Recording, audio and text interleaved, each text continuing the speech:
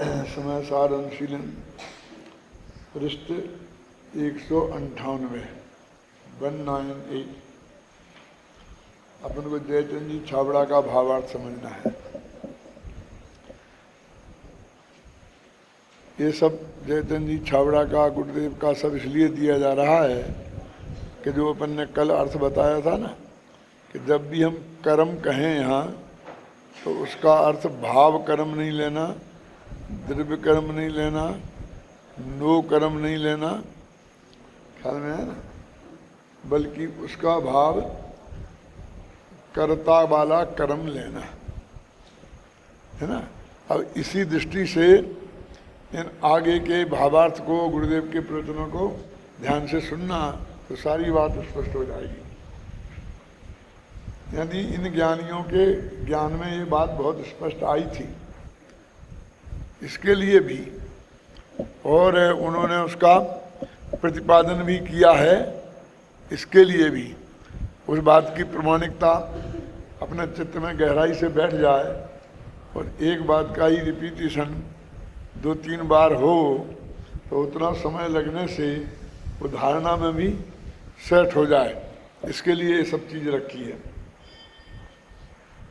ज्ञानी को स्वपर का भेद विज्ञान हुआ है, इसलिए उसके अपने ज्ञानमय भाव का ही कर्तृत्व है, और अज्ञानी को स्वपर का भेद ज्ञान नहीं है, इसलिए उसके अज्ञानमय भाव का ही कर्तृत्व है।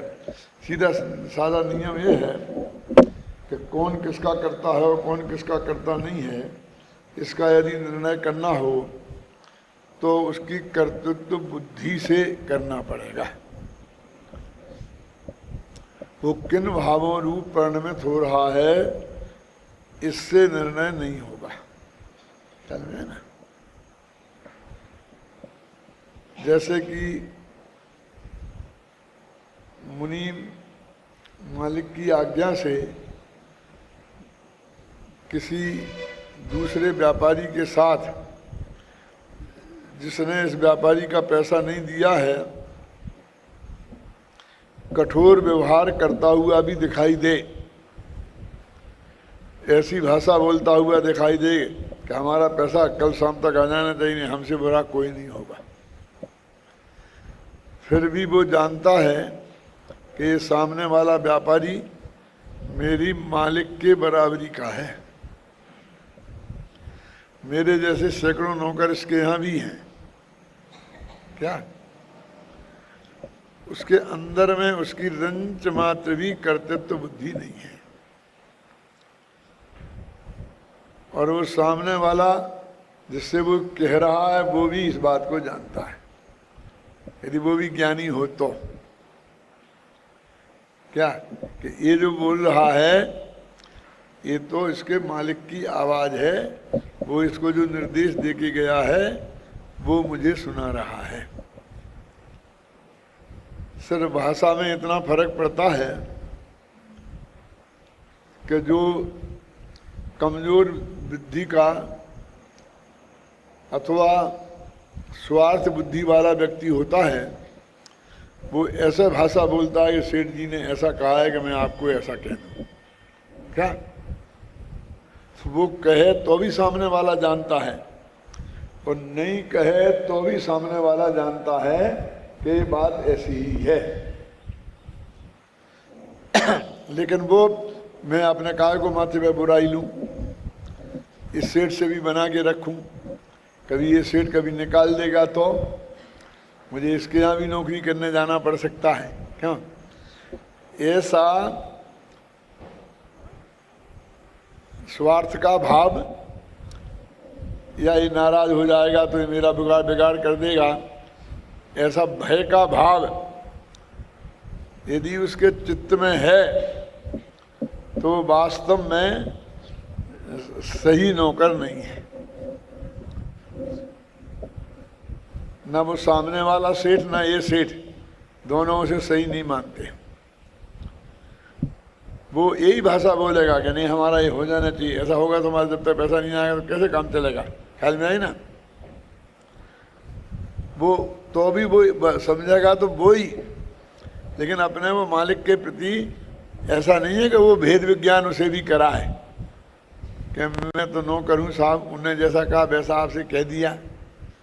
ये भेद विज्ञान कराने की बात नहीं है, ये भेद विज्ञान करने की बात है और अपने ज्ञान में करने की बात है, एक कहने की बात नहीं है। मतलब समझ गया है?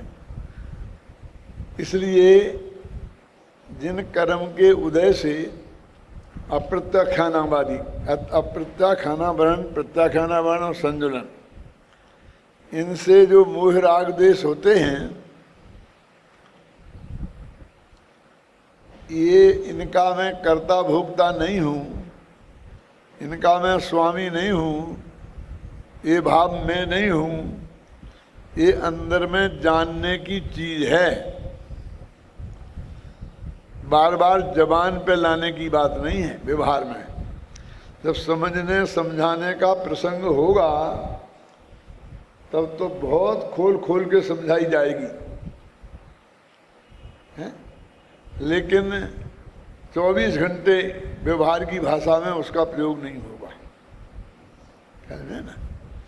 क्योंकि साहब अभी तो वहाँ तो ऐसा कह रहे थे, मैंने ये किया, मैंने ये किया, अभी जो सूचना दे रहे थे मैंने साफ साफ कह दिया, ऐसा कर दिया, वो कर दिया।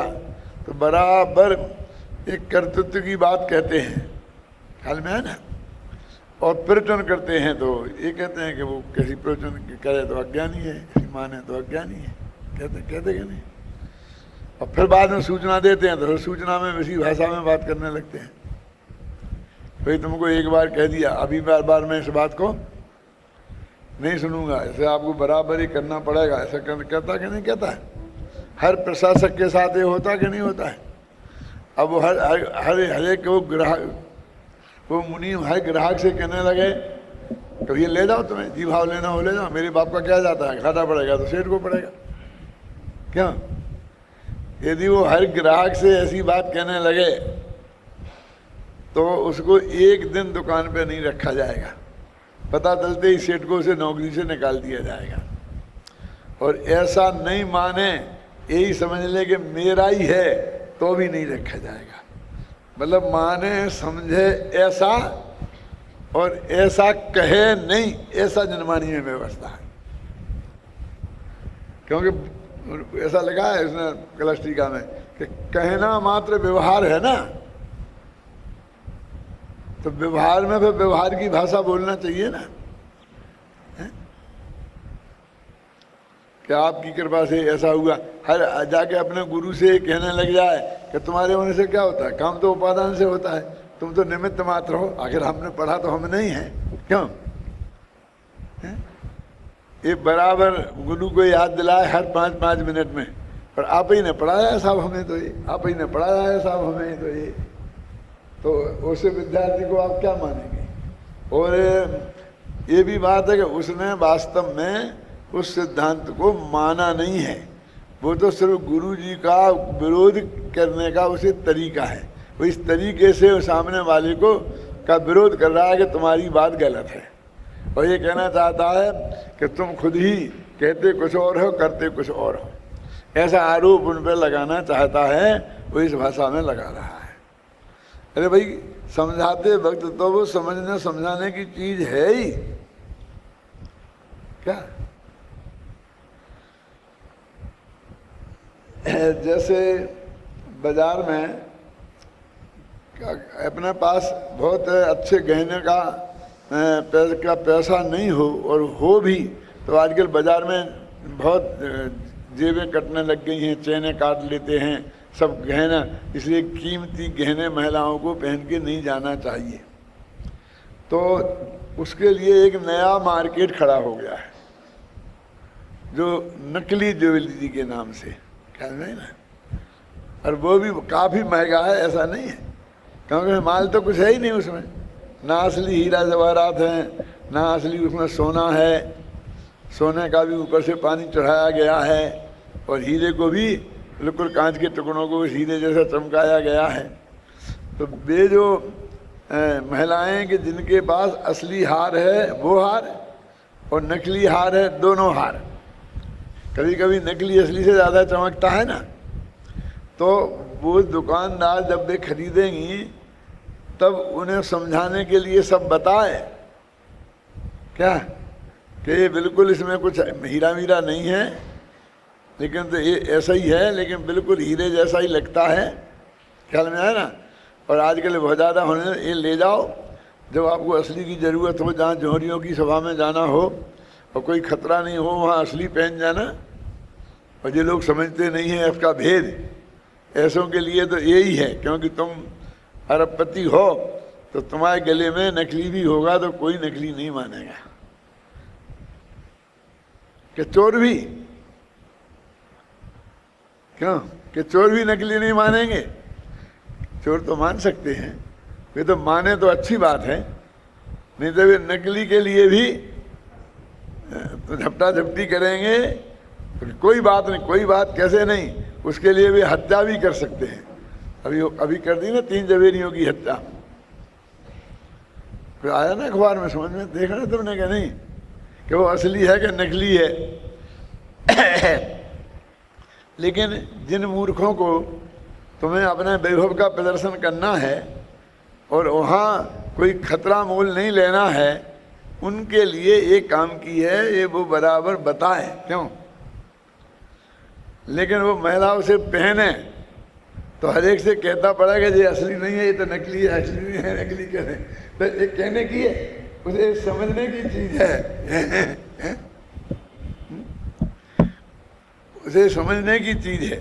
ऐसे जो व्यवहार में आप कह रहे हो कि ये तो जो मैं कह रहा हूँ, तो व्यवहार ने का कथन है, झूठा होता है, ऐसा ही होता है, ऐसा होता है, ऐसा उस वक्त उसे समझाने की जरूरत है कि नहीं पूज्य गुरुदेव श्री यदि नहीं होते तो आज क्या होता, ये तत्व ज्ञान हमारे ख्याल में भी नहीं आ पाता, हम कैसे जानते। ऐसा लगा ना, यदि कुंद कुंद मुनिराज इस जगत में ना होते तो हम मुनिगणों की शरण कौन होता। ऐसा हमारे कुंद कुंद के भगत आचार्यों ने बाद में लिखा है कि नहीं लिखा है? तो ये व्यवहार की भाषा है और व्यवहार के संबंध में समझ, ये दो बिल्कुल अलग अलग चीजें हैं। और ये सब जनवाणी की मर्यादा के भीतर है। जो ऐसी बात करता है बार बार अपने गुरुओं से, वक्ताओं से, वो या तो जैन दर्शन की शैली स्टाइल को समझता नहीं है, और समझता है तो छल करता है। दो बातों में एक बात स्पष्ट है, यदि वो समझता है तो फिर वो ऐसा उसको बोलना ही नहीं चाहिए, है ना। या तो अज्ञान है या रागद्वेष है, दो में से एक न एक जरूर है। ज्ञानी को सबर भेद विज्ञान हुआ है, इसलिए उसके ज्ञानमय भाव का ही कर्तृत्व है, और अज्ञानी को सुपर भेद का भेद विज्ञान नहीं है, इसलिए उसके अज्ञानमय भाव का ही कर्तृत्व है। इस आत्मा के क्रोधादि मोह कर्म की प्रकृति माने राग देश, मोह कर्म की प्रकृति, ये राग देश माने क्या, क्यों लिखा? माने अकेले तुम द्रव्य प्रकृतियों को ही मत ले लो, भाव प्रकृति को भी लो। तो जो 25 कसाएं हैं ना, वो राग देश में हो जाती है ना, तो वो भावोदय, प्रकृति का उदय आने पर अपने उपयोग में उसका राग देश रूप मलिन स्वाद आता है। अब देखो ये भेद क्या क्या डाल रहे हैं कि वो राग देश हुआ है कौन कौन से कर्म के उदय में? अप्रत्याख्यानादि कसायों के उदय में, है ना। क्योंकि मिथ्या तो अनंतानुबंधी तो है ही नहीं, ज्ञानी की बात चल रही ना। तो उपयोग में उनका जो रागदेश रूप मलिन स्वाद आता है, उसके उपयोग में माने जानने में आता है, उपयोग में माने जानने में आता है ज्ञानी को। और अज्ञानी सुपर का भेद विज्ञान ना होने से यह मानता है कि यह राग देश रूप जो मलिन उपयोग ही मेरा स्वरूप है। वो राग देश से मेला उपयोग हो गया ना, वही मेरा स्वरूप है। इस प्रकार राग देश में ही अहम बुद्धि करता हुआ अज्ञानी अपने को रागी द्वेषी करता है, माने मानता है, इसलिए वह कर्मों को करता है। इस प्रकार अज्ञानमय भाव से कर्मबंध होता है, इसलिए वो कर्मों को करता है, माने वो राग देश भाव रूप कर्मों को करता है, ज्ञाना वर्णादि रूप कर्मों को करता है नहीं। और नो कर्म को तो है ही नहीं। नो कर्म माने क्या? ये जो शरीर की क्रिया हुई ना, सामने किसी को एक चांटा मारा और गुस्सा आया, अब इसमें 3 काम हो गए कि गुस्से में चांटा मारा, ये हुआ नो कर्म, ये क्रिया हुई नो कर्म। और जिस क्रोध आदि का उदय हुआ वो द्रव्य कर्म, और जो वे भाव हुए गुस्से आने रूप वो भाव कर्म। अब 3 कर्म हो गए। अभी नो कर्म माने जो चांटा मारा उसकी तो बात ही मत करो, तुम कहते हैं उसका तो ज्ञानी और अज्ञानी कोई भी करता नहीं है। क्या? उसकी तो चर्चा ही मत करो। वो तो हम एक झटके में साफ करे आए, क्योंकि 2 द्रव्यों के बीच में वज्र की दीवार है अत्यंता भाव की। अब वो जो कर्म का उदय हुआ वो भी वास्तव में परद्रव्य ही है ना, परद्रव्य है, इसलिए वो भी वैसा ही है शरीर की क्रिया जैसा, क्योंकि शरीर की क्रिया भी पुद्गल की क्रिया है और वो द्रव्यादि कर्मों का उदय है वो भी पुद्गल की क्रिया है। अब उसके उदय में जो क्रोधादिक भाव हुए जिसे हम भाव कर्म कहते हैं, अब बात उनके बारे में चल रही है कि अज्ञानी उनका करता है और ज्ञानी उनका करता नहीं है। वो जो राग देश रूप भाव हुए, अब वो कहते हैं वो जो भाव हुए तो ज्ञानी उनका करता क्यों नहीं है? तो एक प्रश्न खड़ा होता है, ज्ञानी किसका करता है? क्योंकि ज्ञानी वहाँ उस रूप उपस्थित तो दिखाई देता है। तो वो कहते हैं कि उसको जानने रूप जो ज्ञान का परिणमन हुआ, वो चारित्र गुण का जो राग देश रूप परिणमन हुआ उसका करता नहीं है, उसको जानने रूप ज्ञान गुण का जो परिणमन हुआ वो उसका कर्म है और ज्ञानी उसका करता है। क्या? क्योंकि अज्ञानी उन राग देश रूप परिणमन हो रहा है तो वो उनका करता है, लेकिन अज्ञानी के कौन से राग देश हो रहे हैं? वो अनंतानुबंधी संबंधी और मिथ्यात्व संबंधी। और ज्ञानी के कौन से हो रहे? क्यों ज्ञानी है तो अप्रत्याख्यान और प्रत्याख्यान संबंधी। जो है ज्ञानी के सब भाव ज्ञान से बने हुए हैं। वो जो बस वो उसने तो जाना है, वो उसका सब ज्ञान भाव ही है। उसका ज्ञेय क्या है? अपना राग देश है कि कर्म का उदय है कि शरीर की क्रिया है। तीनों चीज़ें उसकी ज्ञेय ज्ञान का ज्ञेय हो सकती हैं। वो ये भी जाना कि मेरी चारित्र गुण में क्रोध गुस्सा आया और मेरे क्रोध कर्म का उदय था और मैंने इसे एक चांटा मार दिया। इन तीनों को वो जानता है और वो इन तीनों का करता नहीं है। तो करता तो होना चाहिए, तो कि उस जानन क्रिया का करता है, क्योंकि जानना भी तो क्रिया है ना। हमको लगता है यदि वो कुछ कर रहा है तो उसका करता होना चाहिए ना, तो जानन क्रिया है। तो कहते अज्ञानी भी जानने की क्रिया का कर लेगा, तो कहते जानन क्रिया उसको है कहाँ? वो तो उस राग देश मेरे में हुआ है तो मैंने ही गुस्सा मैंने ही किया है, मैंने ही माना है। तीनों में ऐसा मान रहा है, मैंने चांटा भी मैंने मारा, क्रोध कर्म का भी मेरा ही था, आखिर मैंने ही कमाया था पहले, और जो वो गुस्सा आया वो भी मेरा ही था। वो तीनों का कर्ता बन रहा है। बन रहा है काय में? मान्यता में। और हो किसका रहा है? अकेले उस राग देश का। देखो अंतर दादा समझ में आया? क्या बोलूं? क्या वो तीनों का कर्ता अपने को मान रहा है, जान रहा है, लेकिन हो रहा है सिर्फ अकेले अपने उस राग रूप परिणाम का, क्योंकि वो आत्मा का परिणमन है अज्ञान दशा का। और वे दो चीजें हैं, वो तो पुद्गल का परिणमन है, वो आत्मा का परिणमन है ही नहीं। ये जो बारीक भेद है, इसको जानना जितना कठिन है, समझाना उससे ज्यादा कठिन है। क्यों? क्योंकि जानने में तो आपके ज्ञान की ही सूक्ष्मता चाहिए, लेकिन समझाने में भाषा का सामर्थ्य भी चाहिए। क्या है? आप सुनेंगे ना? क्यों? क्यों उसको वो कहे ये तो सब अन्याय है, वो इलाका करता उसे। लेकिन मैं सब लोग यही कहते थे पहले प्रतिपादन में, अपने बड़े बड़े पंडित भी, किसी का नाम नहीं लेता हूँ, कि नहीं वो ज्ञानी उनका करता नहीं और अज्ञानी है सबका।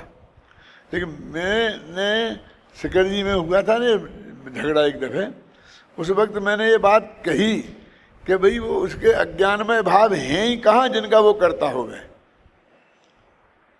मानव अनंतानुबंधी संबंधी क्रोध वो अज्ञान भाव में जाता है, ख्याल में है ना। परद्रव्य में एकत्व की मान्यता रूप मिथ्या तो अज्ञान भाव में जाता है, और पर को निज जानने रूप अज्ञान भाव में जाता है। तो वो अज्ञान भाव उसका है ही नहीं, तो उसका वो करता क्यों हो? और अज्ञानी के है और वो मानता भी है, इसलिए वो उसका कुछ रूप परिणमित हुआ है, इसलिए मानता है। अब इसमें एक और आपको दाव पेंच आएगा। वो सिर्फ जानना इसलिए जरूरी है कि नहीं आपको फिर भ्रम हो सकता है। आप जानते हैं सड़क की रोड पर साइन बोर्ड लगे रहते हैं कि अब आप ये रास्ता वहाँ का है, ये रास्ता यहाँ का है, यहाँ पर ये है, यहाँ धीरे चलिए, आगे स्कूल है, ऐसा सब लिखा रहता है ना सब। तो मैं आपसे पूछता हूँ कि उनके पीछे कोई चिंतन है कि चाहे जहाँ लगा देते हैं? जैसे पहले एक नियम था अंग्रेजों के ज़माने में जब उनका राज था कि कोई सड़क बनाई जाए तो 1 मील में 8 फलनांग होते थे, जानते हैं? 1 माइल के, किलोमीटर के नहीं, 8 हिस्से करो तो एक हिस्से को फलनांग कहते थे। और एक फलनांग में 14 पेड़ लगाना चाहिए। क्या नियम था अजय भाई? कि एक फलनांग की जो दूरी हो 14, तो 8 से गुणित करो तो 1 मील में कितने पेड़ लगना चाहिए, और उसके हिसाब से एक पेड़ से दूसरे पेड़ की दूरी कितनी होनी चाहिए। ये सब बिल्कुल नक्की था उनका। इसलिए वो वहाँ बैठे बैठे बता देता था कि मैंने तुमने कह दिया कि इस गांव से इस गांव तक की सड़क पर तुमको पौधीकरण करना है, पेड़ लगाना है, तो फलां जाति के पेड़ लगाना है, फल फूल वाले नहीं लगाना है। क्यों लगाना चाहिए? फल फूल वाले तो देश को फल फूल मिलते ना। क्यों? क्योंकि आम का पेड़ लगाएंगे तो गांव के बच्चे आएंगे और आम गिराने के लिए पत्थर मारेंगे और वो किसी राहगीर के माथे को फोड़ देगा। क्या? अब आम गिरेंगे तो सड़क गंदी होगी, सफाई की इतनी व्यवस्था संभव नहीं है। समझे ना आप? गंदगी ज़्यादा फैलेगी, फल तो कुछ मिलेगा नहीं, क्योंकि वो किसी के मालकी के पेड़ होते तो उसकी वो बाड़ बना के सुरक्षा करता। अब इधर सड़क पे ही है, हजारों यात्रियों को निकलना है, तो कौन से पेड़ लगाना? कि छाया वाले, जिसमें छाया अच्छी हो, फल फूल जिसमें आते नहीं हो खाने लायक, बिना फल के तो कोई पेड़ होता ही नहीं है, लेकिन वो खाने लायक जिसके लोग खाते हैं ऐसे नहीं हो, इतने पेड़ लगा देना। तो ये तो बहुत आसान है, बस इंजीनियर को ये नियम मालूम है और फटाफट लगा देगा। अब ये जो यहाँ पर ऐसा है कि एक एक चीज का केस करके उसे डिसीजन लेना है, तो ये बहुत कठिन काम हो गया है? ऐसा कोई नियम नहीं है कि कहाँ ये कह देना, कहाँ ये कह देना। अब ये जो आपको समझाया है, इसके विरुद्ध भी जिनवाणी में आपको कथन मिल जाएंगे। समय सार में भी। तो फिर आपको क्या करना वो समझने के लिए, वो मैं आपसे क्या कह रहा था कि रोड पर वे बोर्ड कहाँ लगाना, कौन सा, कि आगे सावधानी रखिए, आगे खतरनाक मोड़ है। इनको वो एक परमानेंट नियम से नहीं लगाए जाएंगे। वहाँ जाकर के किसी अच्छे साहब को, बुद्धिमान साहब को निर्णय करना पड़ेगा। क्यों, कहाँ कितनी रफ्तार से गाड़ी चला सकते हो। ये बोर्ड लगाने के लिए उसकी पोजीशन देखनी पड़ेगी। गांव का एरिया है, खतरनाक मोड़ है, तो वहाँ रफ्तार कम कर देंगे। क्यों, यदि वो एकदम खुला एरिया है और कुछ नहीं है तो रफ्तार लिख देंगे, यहाँ 60 किलोमीटर की रफ्तार से चला सकते हो, यहाँ 40 की, यहाँ इसकी, यहाँ इसकी। और कारें चला सकते हो 60 की से, और ट्रक चलेंगे 40 के। ये सब रहता है ना उसमें नियम। तो वो ऐसे नियम से नहीं चल सकते। वो एक समझदार आदमी को एक एक पॉइंट नक्की करना पड़ेगा। यदि सही जगह सही बोर्ड नहीं लगा तो बोर्ड लगने का कोई फायदा नहीं है, बल्कि उससे मिसगाइड और हो सकते हैं।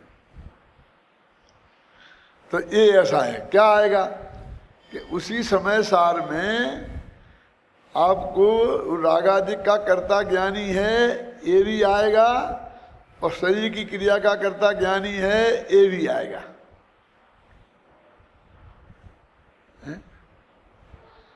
क्यों, तो जब मैंने ये बात समझाई मेरे शिखर में, तो एक बहुत बड़े विद्वान ने कहा ये तो प्रवचन सार की बात है। और उस वक्त तक प्रवचन सार वहां है तब तो समझा सा जाता था। समय सार ग्रंथादिराज है। तो मैंने कहा भैया समय सार में है ना, व्यवहार नयन यह आत्मा घटपट रथानी दब्बाणी, निकल गई ना, कहा था घटपट और रथ इन पदार्थों का करता है। क्यों, और फिर ये भी आता है कि अशुद्ध निश्चय नय से रागादिक का करता है। ये भी आता कि नहीं आता है। तो समय सार में भी ये बात आएगी, लेकिन आएगी उसी अपेक्षा से। यहाँ जो बात कही जा रही है परमार्थ से, परमार्थ से माने असली जो निश्चय नय है, कर्ता संबंधी निश्चय का निर्णय आपको करना है आत्म कल्याण की दृष्टि से, समझ में ना, उसकी दृष्टि से ये बात चल रही है। और बस उस अपेक्षा ये सारी बातें हैं। तो जिनवाणी में और कथन मिल जाएंगे तो फिर आप घबराना नहीं, वहाँ देखना गहराई से कौन सा नय लगा है, किस अपेक्षा कही है बात। और कभी ये भी हो सकता है कि बाद में ऐसा आ जाए कि ये बात अन्य मत वाले कहते हैं, जैन मत में ऐसा नहीं है, ऐसा भी आ जाए। ऐसा भी आ जाए कि व्यवहार का कथन है, वास्तव में परमार्थ से ऐसा नहीं है, ऐसा भी आ सकता है। मेरे कहने का मतलब आ सकता है ना। तो हमको बराबर विवेक से एक एक गाथा को आगे पीछे मिलान करके देखने से की जरूरत है। एक बात मैं आपको और बता देता हूँ, जरा ये बताने की बातें तो नहीं है, लेकिन विद्यार्थी बैठे हैं, विद्वान बनने वाले हैं, तो उनको बता देता हूँ। अमृतचंद्राचारी, जयसेनाचारी और पद्म मलधारी देव मुनिराज, तीन टीकाकार हैं कुंद कुंद के। एक समय सार के और दो समझ लो समय सार, तीन तीन के अंदर एक नियम सार के। अब तीनों की टीका करने लिखने की स्टाइल क्या है वो मैं आपको बताना चाहता हूँ। वो आप समझ जाएंगे तो आपका बहुत काम सरल हो सकता है। अमृतचंद किसी बात को कहेंगे तो वो उसको सहेतुक सिद्ध करेंगे। गाथा में लिखा है मैं एक हूँ, मैं शुद्ध हूँ, मैं ज्ञान दर्शन पूर्ण हूँ।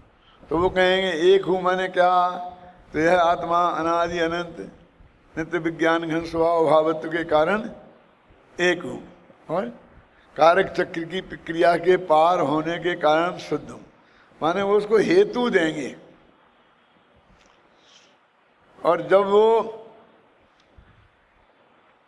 73वीं गाथा का अर्थ करेंगे तो एक के अर्थ में अलग अर्थ करेंगे और हेतु भी अलग देंगे, और जब 38वीं गाथा में वही पंक्ति है और वही विशेषण है तो वहाँ वो अलग करेंगे। एक शब्द है, बिल्कुल एक सी पंक्ति है तो अलग अलग क्यों? क्योंकि वो जीवा जीवाधिकार की गाथा है, तो वहाँ वो ऐसा अर्थ करेंगे कि जो जीवाधिकार के लिए उपयुक्त है। और जहाँ कर्ता कर्म की गाथा है तो वे कर्ता कर्म अधिकार से कहेंगे। कैसे?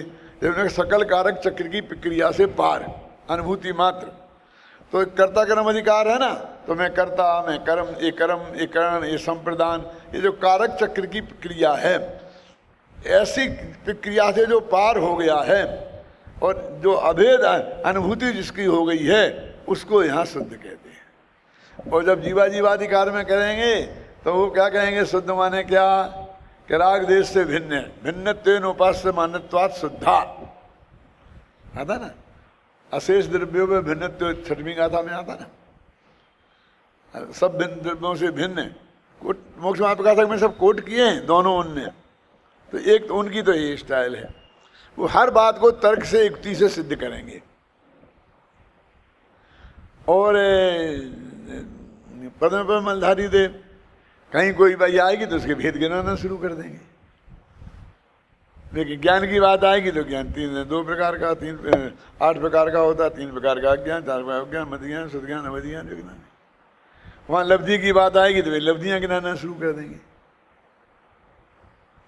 अंतर समझ में आएगा नहीं आए?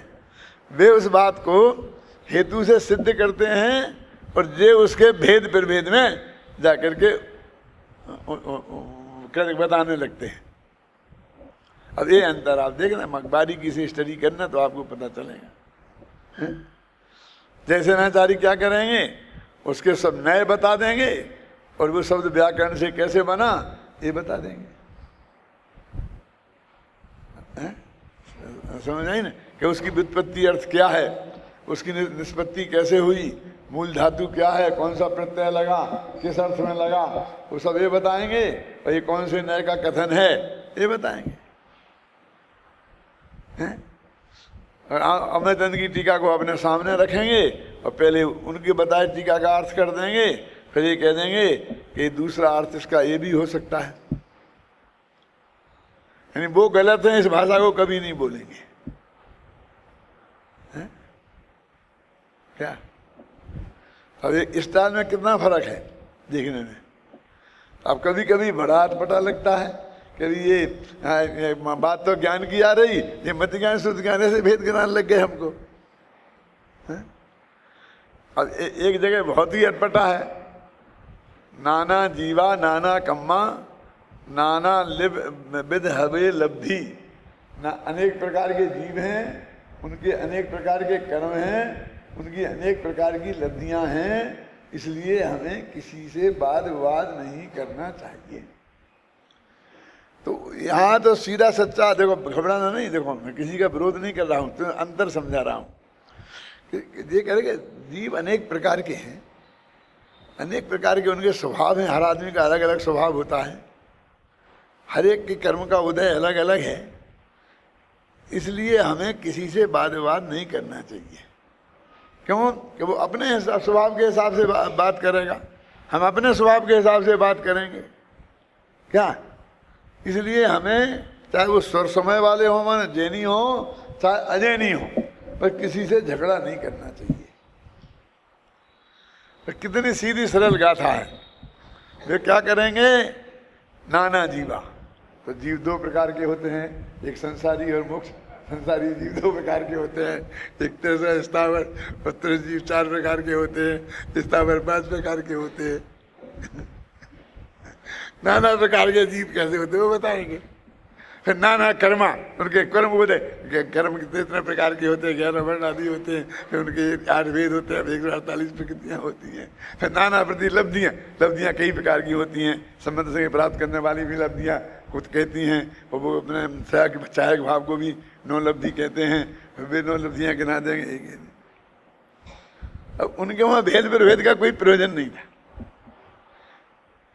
इससे दोनों आचार्यों की शार्पनेस का पता लगता है। क्या बुद्धि का नाप होता है, हैं? वो कलश लिखेंगे तो 5 गाथाओं के बाद जो कलश लिखा तो वो लिख देंगे कि पुद्गल में निर्विघ्न परिणमन की शक्ति है। जो गाथाओं में कहा बिल्कुल उसको इस छंद में बांध देंगे। फिर अगली 5 गाथाओं के बाद लिखेंगे कि जीव में निरंतराय ऐसी शक्ति है, बिल्कुल बांध देंगे, हैं?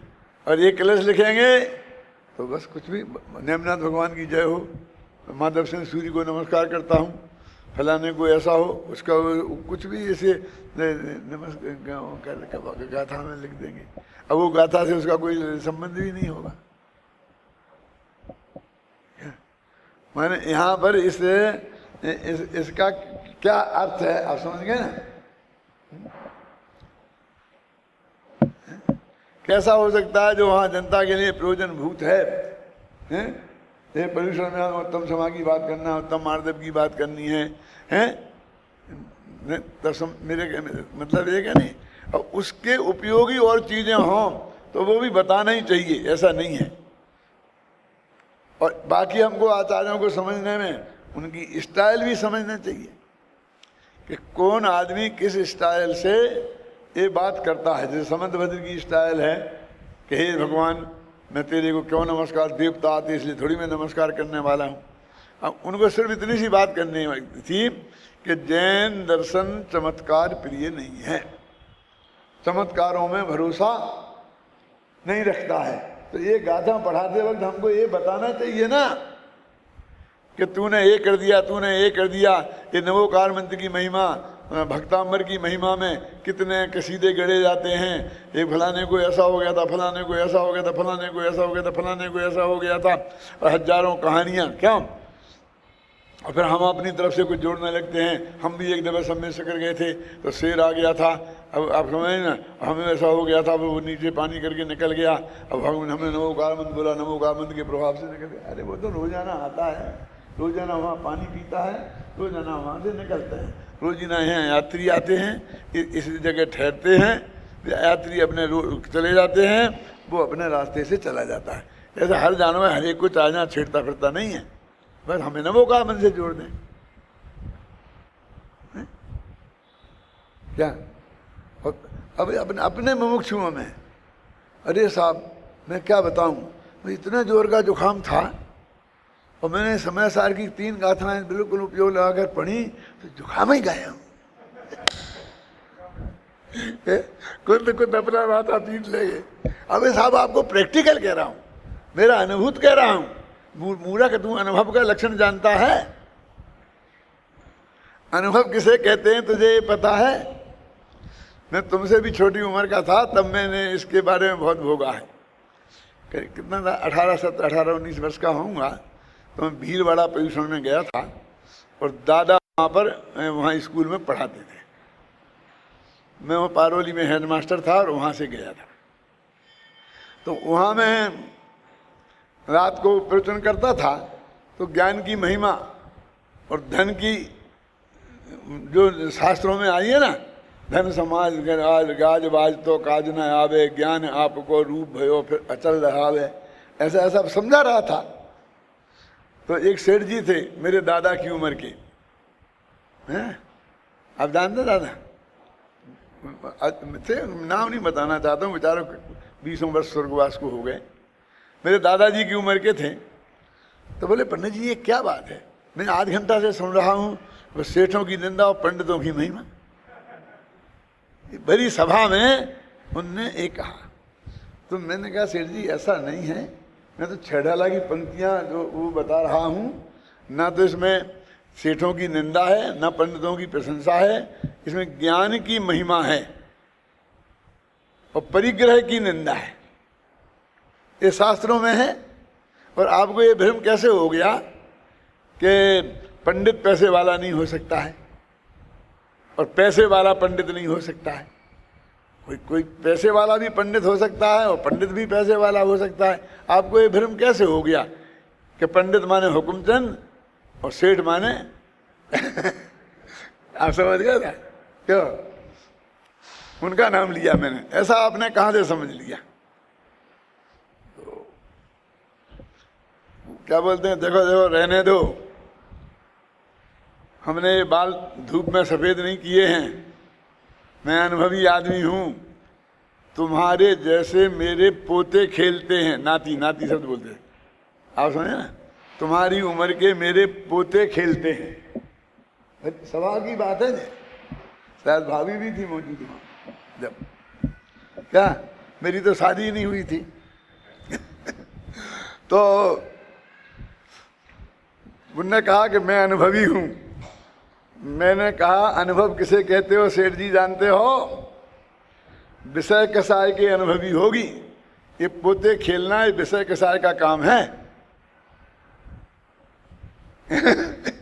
अनुभव को बनारसी दास ने ये परिभाषा दी है कि वस्तु विचारत ध्यावते मन पावे विश्राम, रस स्वादत सुख उपजे अनुभवता को नाम। अब एक नगर सेठ का भरी सभा में एक छोकरा, छोटा सा विद्वान, तुमसे भी कम उम्र का, और भरी सभा में ऐसा अपमान कर दे, और वो सेठ भी साधारण नहीं, उसी के घर में मंदिर था और उस मंदिर में प्रवचन हो रहा था, उसी के घर, क्या मैं समझ लो कितना, उसके घर और मंदिर पास पास में ही थे, तो ऊपर की छत पर चैत्यालय बना रखा था, सामने मंदिर अब बनाया है, ख्याल में ही ना, तो उसी चैत्यालय के उसी छत पर वहीं व्याख्यान हो रहा था। क्यों? तो कैसा वातावरण हो गया होगा, आप उसकी कल्पना कर सकते हैं। अभी तुमने कहाँ भोगा है कुछ, वो तो बहुत सा तो हमने भोग के छोड़ दिया, और तुम्हारे काम के लिए गाड़ी साफ, मैदान साफ कर दिया है। जो गुरुदेव ने भोगा वो हमने नहीं भोगा है, और जो हमने भोगा वो तुम्हारे लिए भोगने को नहीं मिल रहा है। खुला मैदान है कि तुम्हारे पीछे एक संस्था की बहुत बड़ी ताकत है, उसके नाम के ही साथ, उस वक्त हमारे साथ कुछ नहीं था क्या? तो मेरे कहने का मतलब ये है कि अनुभव का कहाँ क्या अर्थ होता है, धर्म के संबंध में कि मैं अनुभवी, अनुभवी काय को बोलते हैं? हो सकता है बहुत से बहुत तुम सामाजिक कार्यों के अनुभवी होगे, लेकिन दिलमानी में हमें क्या काम है? हमें इतनी बुद्धि है, इतनी तीक्ष्णता है कि हम गोल्ड मेडलिस्ट हो सकते हैं। क्या करोगे उसे? साग सब्जी बना के खाओगे उसकी? लगाओ ना इसमें, माथा मारो ना, गहरी स्टडी करो, अधिकतम शास्त्रों का प्रसंग अध्ययन करो, उनकी एक एक प्रसंग में मालूम, पीएचडी के बाद जो ग्रंथ लिखे जाते हैं वो कैसे होते हैं जानते हैं आप? कि आप कालिदास के बारे में क्या जानते हैं, ये प्रश्न आएगा, और सिर्फ 4 पेज में आपको उत्तर देना है। तो वो कहाँ पैदा हुए थे, किसके बाप का नाम क्या था, ये कुछ नहीं। कालिदास जब जब किसी नगर का वर्णन करेंगे तो वो इस बात पे अवश्य प्रकाश डालेंगे। मेरा मतलब समझे ना, उनके कथन करने की स्टाइल क्या है। वो आपको ऐसा पूछा जाएगा, आपने कालिदास पढ़ा, आपने कुंद कुंद पढ़ा? आप सुने ना कि साहब कुंद कुंद पढ़ा कह रहे, इनको शर्म नहीं आती है। अरे वो यूनिवर्सिटी की बात कह रहे हैं, जो उनको कुंद कुंद से कुछ लेना नहीं है, ना कालिदास से लेना है, ना सूरदास, ना तुलसीदास से। वो तो बस एक निष्पक्ष यूनिवर्सिटी लेवल के विद्वान हैं। और वो कालिदास को पढ़ा का मतलब समझते हो? कालिदास की किस स्टाइल में उनने अपना साहित्य लिखा, वो अलंकारों में उनके लिए कौन सा अलंकार प्रिय है, छंद में उनको कौन सा छंद प्रिय है, रीति में उनको कौन सी रीति पसंद है, सबसे ज़्यादा उनने उसका प्रयोग किया है। ये जानते हैं आपके? नहीं जानते हैं? आप जानते हैं कालिदास को कौन सा अलंकार पसंद है? उपमा अलंकार उनका सबसे ज़्यादा प्रसिद्ध माना जाता है। समझे ना आपको? कालिदास के साथ ग्रंथों की रीति कौन सी है वो जानते हो? रीति कितनी प्रकार की होती जानते हैं? वो वैदर्भी ऐसी रीतियाँ होती हैं तो वो वैदर्भी रीति के कवि हैं। तो कौन से छंद का प्रयोग ज्यादा से ज्यादा करते हैं, तो वो उनके छंद के का भी नक्की है, ज्यादा से ज्यादा उस छंद का प्रयोग उनके देखे जाएगा। वे किस तरह के प्रयोग देखे जाते हैं और उनके प्रयोगों में कहीं कोई गलती दिखाई दी कि नहीं तुम्हें? तुम ये सब बातें जानते हो तो तुम कालिदास को जानते हो, नहीं तर तुम कालिदास को नहीं जानते हो। बाप का नाम क्या है, जानो नहीं जानो कोई फर्क नहीं पड़ता है। एक त्र्यंबक शब्द है कालिदास ने जो प्रयोग किया, तो वो त्रिअंबक, तो वहां पर कोई व्याकरण संबंधी भूल उनसे हो गई क्या, तो उन्हें छांट के रख दी विद्वानों ने कि इतना बड़ा कवि व्याकरण के साधारण नियम को नहीं जानता है, यहां पर यण संधि लगनी थी और उसने ये कर दिया। देखो, उपरियुक्त और उपरोक्त कौन सा सही है बताओ? आप भी लोग सोचो, लिखते हैं ना मैं, तो ऊपर कही हुई बात के लिए लिखते हैं ना, तो उपरियुक्त मैंने दोनों बता दिया, और उपरोक्त इन दोनों में कौन सा सही है? सुना नहीं, जो उपरियुक्त है। क्यों?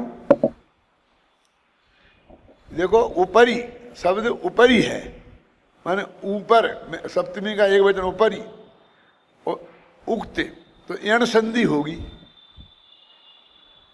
तो उपरियुक्त होगा, और उपरोक्त तो ऊपर, ऊपर माने और फिर माने उक्त, तो गुण संधि होगी, समझे ना? तो वहां तो ई सब ऊपर ही है, ऊपर तो है नहीं, तो उपरोक्त कैसे हो सकता है? एक गलत प्रयोग है। देखो, सारे गुजराती लोग श्रीमद को कृपालु देव कहते हैं। क्यों? एक तो महाराज का नाम कृपालु हो गया, लेकिन व्याकरण का एक नियम है, कृपा शब्द के साथ आलुच प्रत्यय नहीं लगता है, मतुप प्रत्यय लगता है।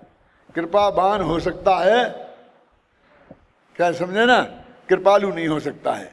दया शब्द के साथ आलुच प्रत्यय लगता है, तो दयालु सही है और कृपालु गलत है व्याकरण के हिसाब से। पढ़ लेना, पढ़ी कहीं लक्ष्मण कौमुदी पढ़ी? ये नहीं पढ़ा होगा क्या? कृपा शब्द के साथ आलुच प्रत्यय का प्रयोग ही नहीं होता है, दया शब्द के साथ होता है। दयालु की जगह कृपालु नहीं कह सकते, कृपावान मतु प्रत्यय का प्रयोग होगा। तो ऐसी बहुत सी चीजें हैं जो आप गहराई से उसकी भाषा, उसकी स्टाइल, उसकी शैली, ये कुंद कुंद की शैली पहचानो, आप अमृतंद की शैली पहचानो, समझे ना? फिर इस पर आपको वर्क करना है, क्या? और विद उद्धरण कि देखो यहाँ पर ऐसा प्रयोग है, ऐसा होना चाहिए था, तो इतना हल्ला किया उन लोगों ने कि इतना बड़े कवि को ये त्र्यंबक शब्द लिखना नहीं आया, त्र्यंबक शब्द लिखना नहीं आया। अब वो साहब वो भूल की वजह से रह गई हो, कॉपी में हो गई हो, क्या हो गई हो, लेकिन वो तो कालिदास के माथे मर गया, तो मर गया। तो इसलिए कहते हैं कि स्टडी बुद्धि का करोगे क्या? यदि आप इसमें इस गहराई से नहीं लगाओगे तो वो और विषयों में लगेगी, और वो विषय ऐसे होंगे, ज्यादा बुद्धि जितनी अच्छी होती है उतनी ही खतरनाक होती है। क्या? क्योंकि गलत जगह लग गई तो बहुत अनर्थ पैदा करेगी, समझे ना? इसलिए आपको जनमानी है ना, जितना भी आपको करना हो, जितने भी अपने उसके प्रयोग करने हो, उस जनमानी माता पर करो, उसको आगे बढ़ाओ, उसकी टीकाएं रखो, सब भाषाओं में बिताओ, बोलो, पढ़ो, पढ़ाओ, उसमें लगाओ अपनी बुद्धि जितनी है।